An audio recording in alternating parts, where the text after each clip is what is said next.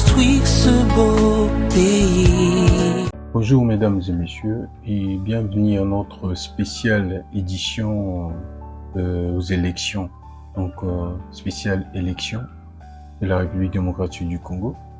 Et on met un peu une pause par rapport aux facteurs de développement, on va continuer après. Et comme vous savez tous que la campagne électorale a bel et bien débuté, aujourd'hui nous nous sommes dit qu'on va quand même parler des élections et puis du mandat qui vient de s'achever du président Félix-Antoine Tshisekedi, et pour expliquer au peuple congolais aujourd'hui que les élections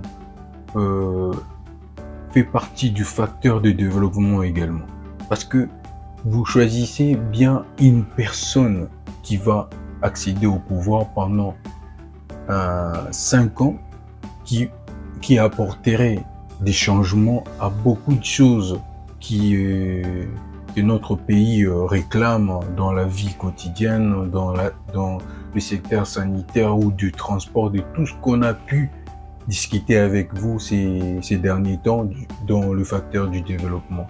Donc on doit choisir un homme qui doit incarner cette vision de changement, cette volonté, voire même du changement, qu'on ne voit pas dans certains ou dans beaucoup de nos responsables. On vient de passer 5 ans où certainement il y a beaucoup de choses. Moi j'ai dit bravo au président, il a fait de son mieux pour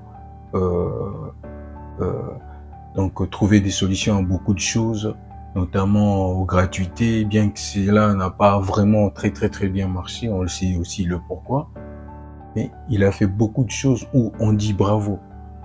Mais il y a certaines choses où nous déplorons, telles que des détournements qu'on a pu constater, notamment de tout ce qui est lié aux 100 jours, et puis il est responsable, pour citer les noms, là je tournerai pas tout autour du pot, Vital Kamerhe, où les tenants et les aboutissants, jusqu'à présent, on n'a pas des conclusions par rapport à cette histoire. Jamal est retourné chez lui, d'autres sont allés en prison, Vital Kamerhe est sorti en prison par après, gracié ou non gracié, on ne sait pas.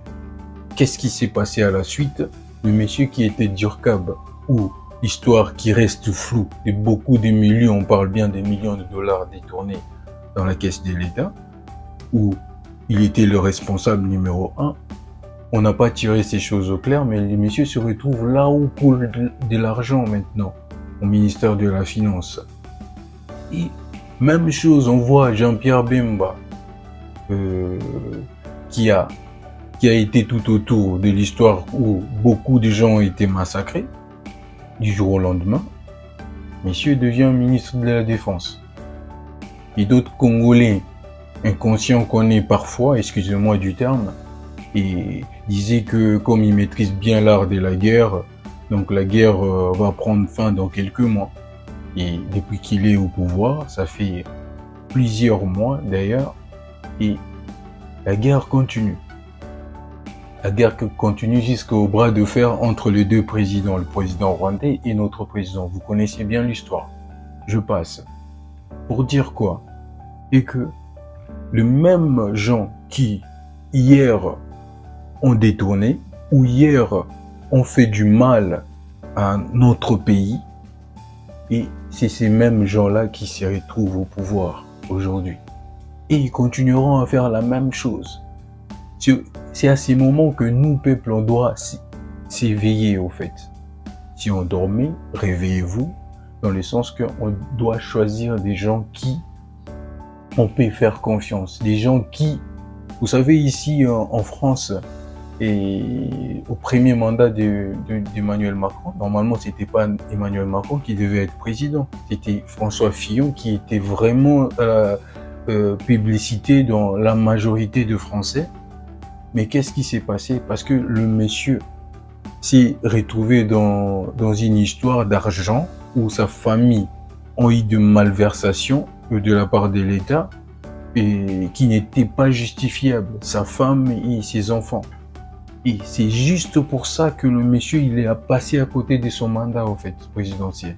Emmanuel Macron, entre guillemets, il était comme un moindre mal pour le français, parce que le monsieur était cité dans une histoire où c'était fou, il n'y avait pas des... Pareil que ce qui se passe, il n'y avait pas de réponse claire, j'allais dire. Pareil, ce qui se passe à la République démocratique du Congo. Mais qu'est-ce que nous faisons? Nous nommons le même gens qui ont été hier dans une histoire compliquée ou dans une histoire louche. Là, c'était parce qu'ils étaient nommés. Mais là, pour les élections, nous avons encore le choix pour choisir les gens que nous faisons confiance, les gens que nous pouvons dire que voilà, cet homme, une fois au pouvoir, il va quand même ramener quelque chose. J'ai entendu Moïse Katumbi dire qu'il va terminer, excusez-moi, les élections, la guerre dans 6 mois. Mais comment? Il faut nous expliquer. Donc on est arrivé à un moment donné où nous, Congolais, on doit vraiment se poser de bonnes questions, juste de pas se contenter, juste de ce qu'on nous dit. Mais on doit nous montrer et nous démontrer le comment. Parce que s'il est le premier à le dire, peut-être il peut se dire non, je cache mon jeu parce que d'autres candidats vont dire la même chose. Mais s'il est le premier à le dire cette stratégie, et l'autre qui viendra dire la même chose après, on va comprendre que c'est du plagiat ou du n'importe quoi. Donc, on est arrivé à un moment donné où, quand les candidats sont là, les micros passent, qui passent devant les étudiants, qui passent devant toute le couche du peuple pour entendre leurs besoins et qu'on nous donne droit de poser des questions et sur des problèmes réels qui se passent à la République démocratique du Congo. Voilà un peu ce que je voulais vous dire tout autour de cette histoire. Et puis, éveillez-vous dans quel sens? Et j'ouvre une parenthèse où je le fermerai aussi rapidement. On a vu il n'y a pas longtemps sur la toile Corneille Nangaa qui a participé, d'après ses dires, on ne sait pas si c'est vrai ou faux, ou parce qu'il est juste pas content, il balance des choses sur la toile, que ils ont facilité l'accès au pouvoir au président Félix Tshisekedi avec le président sortant Joseph Kabila. Et il y avait la présence également de 3 présidents africains, juste pour donner un peu la valeur à la chose, justement. Et puis là, monsieur, lui, dans cette histoire, dans cette deal, si je peux l'appeler comme ça, et lui, il était censé être responsable de la Gécamine et tout ce qui concerne le minerai du Congo. Et malheureusement pour lui, c'est la famille du chef de l'État qui gère tout ce qui est minéré à la République démocratique du Congo, raison pour laquelle il s'est pointé à l'Europe, à l'asile, demander l'asile pour dire qu'il était soi-disant menacé de mort parce qu'il avait des vérités à dire. Et là, il a craché. Vous savez tous ce qu'il a dit, que le président a cédé au pouvoir parce qu'il, lui, étant que président de la CENI à l'époque, il a facilité cet changement. Donc du coup, vous voyez ces genres de personnes, au moment où vous complotez pour balkaniser, je sais pas moi quel terme utiliser les Congolais et s'amuser avec le Congo, et s'amuser avec les Congo comme on a fait d'ailleurs avec l'habit des Jésus, comme on dit Zeke. Et à un moment donné, quand tu trouves pas ta part et puis tu pars très loin pour balancer les choses, mais pourquoi ne pas dénoncer ce genre de choses au moment où on vous fait une proposition? Là, je vous dis encore, chers compatriotes, il faut bien nous ouvrir les yeux. Et ces mêmes mecs se pointera 5 ans ou 10 ans après à la République démocratique du Congo pour postuler. Et nous serons encore le premier. Je comprends qu'il a peut-être sa propre famille qui pourront voter pour lui. Mais c'est nous, Congolais, à ces moments-là, on aura tout oublié, comme pour Jean-Pierre Bemba, on aura tout oublié comme Vital Kamerhe pour aller encore dans les urnes pour voter les mêmes personnes qui ont jadis fait fait souffrir, notre pays, qui ont jadis détourné des millions et des millions qui pouvaient servir aux hôpitaux et à tout le reste et au développement de notre pays. Donc là, je vous dis, peuple congolais, ouvre les yeux, parce que c'est au moment où nous choisissons. Et je vous ai dit au tout début de nos émissions que comment quelqu'un tricherait s'il a 0 voix.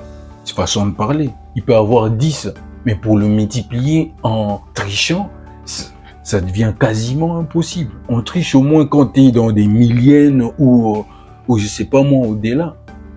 Et ne donnons pas, à ces gens-là la chance de briguer un autre mandat et puis pour balkaniser et pour faire n'importe quoi à notre pays. C'est vous qui êtes sur place et nous sommes de loin, nous observons, nous entendons des choses et nous réfléchissons et nous faisons ce genre de vidéos pour éveiller votre conscience parce que on a assez de tous ces du n'importe quoi en fait qui se passe en République démocratique du Congo. Alors pour citer, je vous dirais tout simplement, cette émission a été dédiée spéciale élection. On va essayer encore de décortiquer tout ce que les candidats vont dire pour juste éveiller aussi l'opinion publique et de faire attention parce que votre voix à vous est très très très chère pour l'avenir de la République démocratique du Congo et pour le changement que nous incarnons. C'est pourquoi nous vous disons que faites attention. Ne dites pas que non, voilà, c'est juste une voix. Mais si tout le monde disait la même chose, donc voilà, au final, donc on va choisir la mauvaise personne pour 5 ans, diront.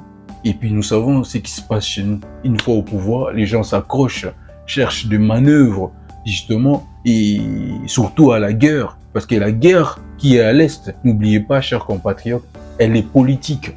Et puis la personne qui nous dit qu'il va terminer la guerre en 6 mois ou 1 an, il doit nous expliquer clairement et quelles sont les ficelles, quelles sont la modalité, quelles sont les méthodes, surtout, qu'il va utiliser pour finir avec cette guerre qui dure depuis des années et des années, depuis Mouzé. Donc la guerre existe toujours. Donc voilà, à un moment donné, ça doit s'arrêter. Ça doit s'arrêter. Alors pour chiter, moi je vous dirais comme tout Congolais, je vous dédie aussi la candidate numéro 507 de Mohamba, qui est rien d'autre que ma sœur Tatiana Moutala Gizenga.